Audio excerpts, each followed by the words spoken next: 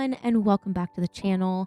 Today I am going to make a different video than my Jester Lavorre Baldur's Gate 3 playthrough. It still coincides with that, but it's something a little bit more technical driven that I thought would be really good to create. So without further ado, let's get into the video.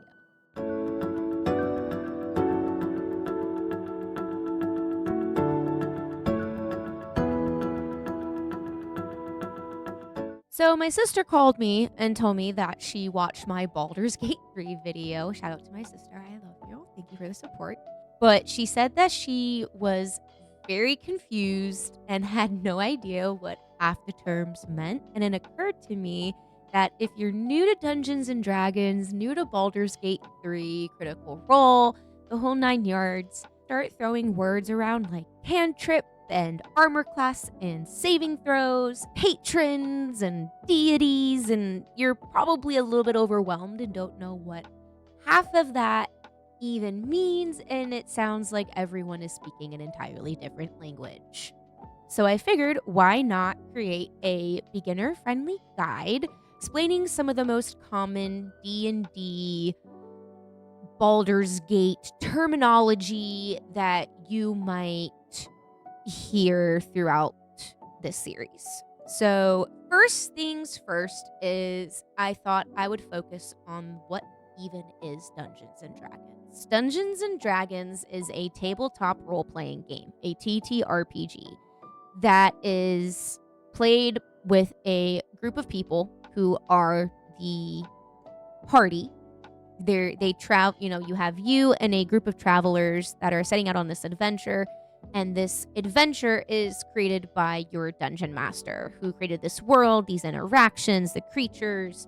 This whole entire adventure is written and created by your dungeon master. So make sure to thank your dungeon master because they put a lot of time and effort into creating this world. And now we're going to get into what is Baldur's Gate. Baldur's Gate is essentially D&D, the TTRPG, turned video game. So it is a cinematic RPG role-playing game built using the Dungeons and Dragons rules and layout, taking a lot of those tabletop mechanics, the dice rolling, the character ability scores and classes and races, and turning it into this beautiful, wonderful game. Which is why if you're playing Baldur's Gate 3 without any sort of D&D knowledge, a lot of people get really, really confused. So I'm going to go ahead and do my best to try and alleviate that confusion. So we're going to start with races. There are many different races within D&D. You have tieflings, you have elves, you have dwarves, you have gnomes, you have humans. So the list goes on and on. There are tons of different races. A lot of them you can go research yourselves, but just to name a few of the basic few, those are the overall races, and every race has different features to them. For example, humans, like you and I, cannot see very well in the dark, for example. And then you have other races like elves and tieflings who have what is called dark vision, meaning that they can see an extra 30 or 60 feet in front of them. Humans are naturally given 30 feet of dark vision, and that is it. They can't see anything past 30 feet, I think, if I remember correctly. But other races can see dark vision. There's races, and then there are sub-races. Sub-races being, for example, you have the elves, right? You're going to have dark elves. You're going to have wood elves. You're going to have higher elves. And then you have tieflings, and you have Asmodeus tieflings. You have Mephistopheles tieflings.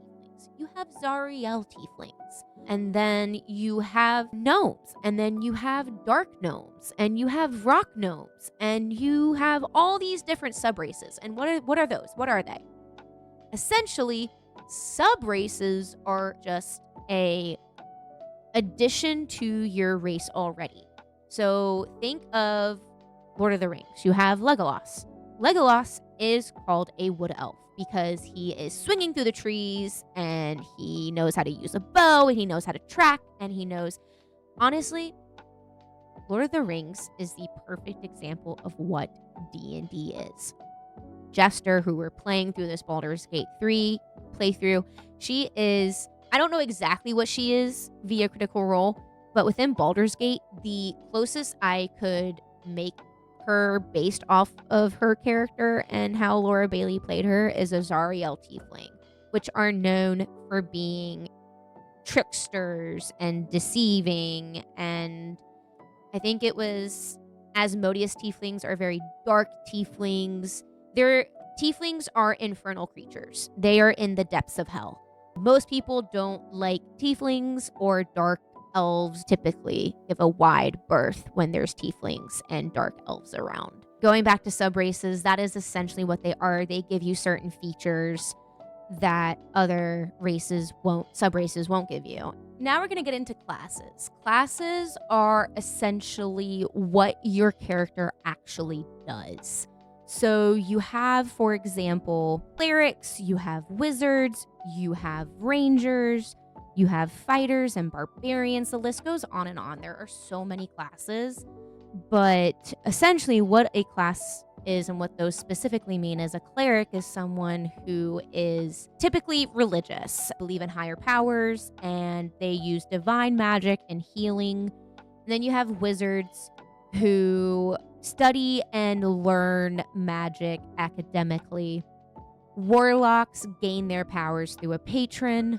So some sort of like a higher power gives them these powers. You have rogues who are sneaky and dexterous, and you have barbarians that are full of rage and hit and smash things. Think of it this way. If a race is who your character is, a class is essentially how they survive. Next, we're going to go on to talking about cantrips because this tends to confuse a lot of people. Cantrips are basically spells that are used infinitely and without expending a spell slot. And I'll get into that. Think of them as, magical default attacks that you can constantly utilize without getting tired of using them. You have things like Firebolt, Eldritch Blast, Sacred Flame.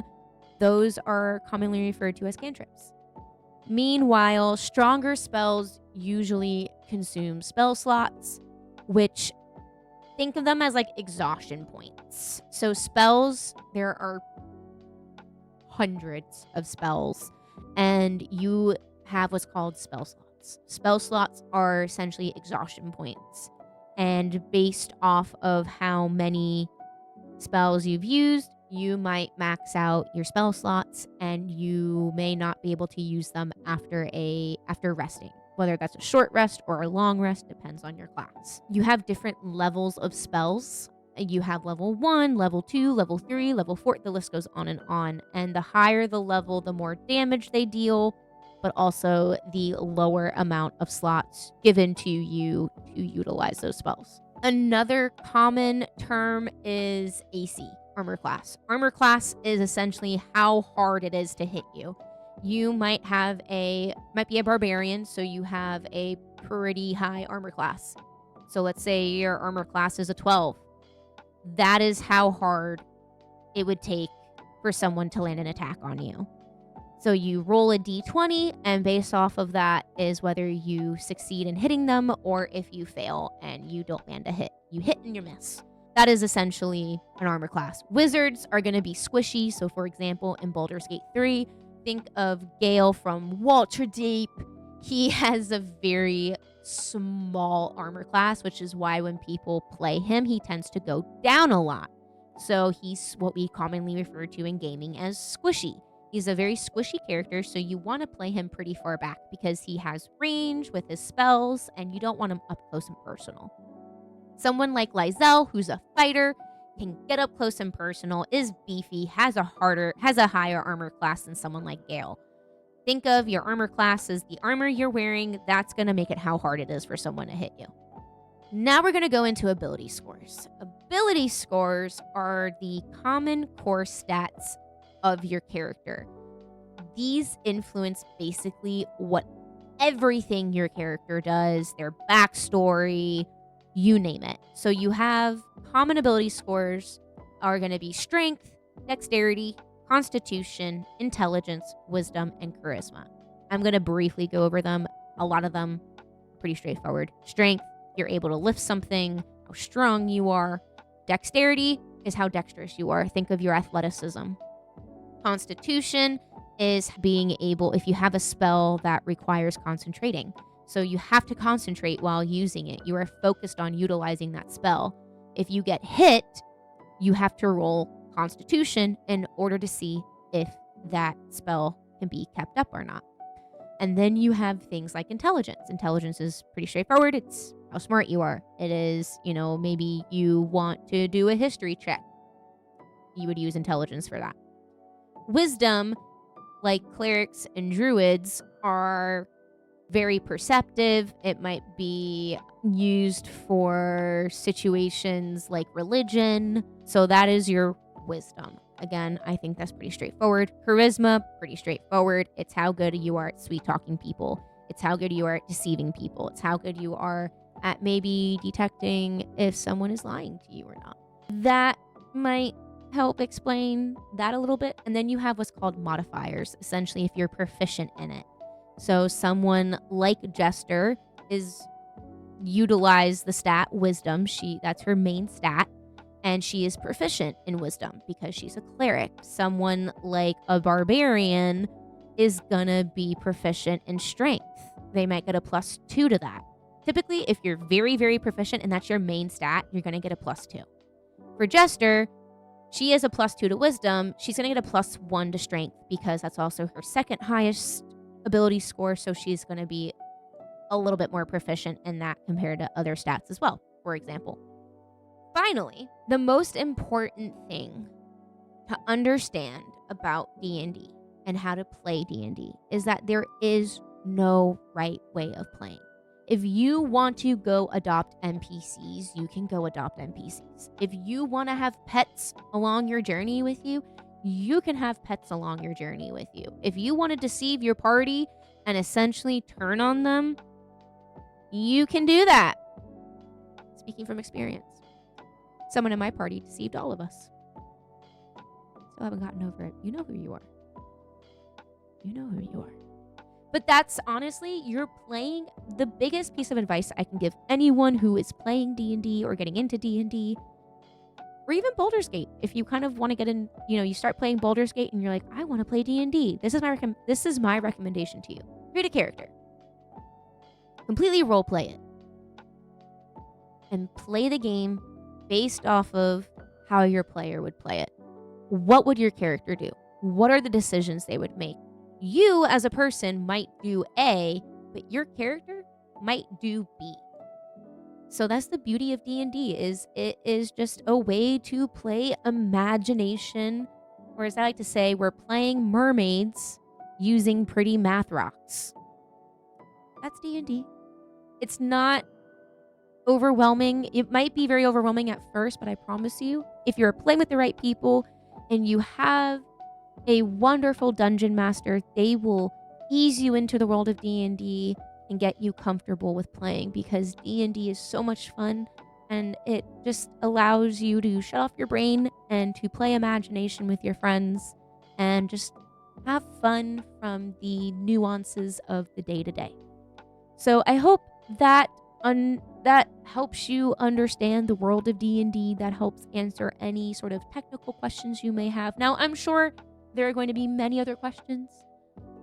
Feel free to put them in the comments down below. I look at the comments. I read your comments. I am more than happy to answer your questions throughout this playthrough, because I'm sure there are going to be many. And always remember to have fun. Enjoy yourself. Enjoy the game. But if you have any questions, feel free to put them in the comments below. Make sure to subscribe to this channel. Hit that notification bell so you're notified of every time I post a new video. And if you like this content, if you are enjoying watching these videos, if you're enjoying the playthrough, if you love all things Dungeons and Dragons like myself, make sure to like this video, and I appreciate it. I appreciate the support. I appreciate the love, and I hope you all have an incredible rest of your day. Until next time, bye-bye.